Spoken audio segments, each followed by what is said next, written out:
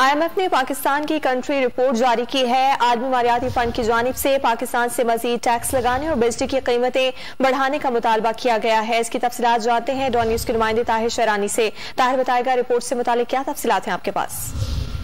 جی دیکھیں کہ IMF کی جانب سے رپورٹ جاری کی گئی ہے، اس کے مطابق پاکستان کو مزید بجلی کی قیمتیں بڑھانے اور ٹیکس لگانے پر زور دیا گیا ہے۔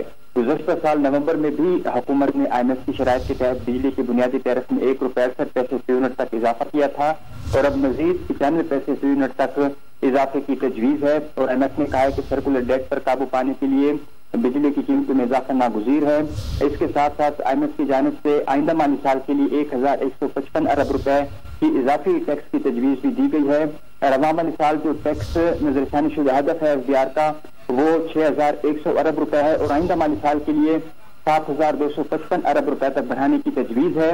اسی طرح رپورٹ میں IMF کی جانب سے آئندہ مالی سال کے لیے پیٹرولیم لیوی کی مد میں 406 ارب روپے، براہ راست ٹیکسوں کی مد میں 2711 ارب روپے اور سیلز ٹیکس کی مد میں 3295 ارب روپے وصولی کی تجویز دی گئی ہے۔ کسٹمز ڈیوٹی کی مد میں آئندہ مالی سال 848 ارب روپے وصولی کا تخمینہ لگایا گیا ہے، جبکہ وفاقی ترقیاتی پروگرام کے لیے آئندہ مالی سال 559 ارب روپے مختص کرنے کی تجویز دی گئی ہے۔ اسی طرح آئندہ مالی سال دفاع پر اخراجات کا تخمینہ 1586 ارب روپے، سود کی مد میں ادائیگیوں پر 3523 ارب روپے کا تخمینہ لگایا گیا ہے، اور آئندہ مالی سال کے لیے اخراجات کا جو مجموعی تخمینہ ہے وہ 12994 ارب روپے اور آمدن کا تخمینہ 10272 ارب روپے لگایا گیا ہے۔ بہت شکریہ تفصیلات کے لیے۔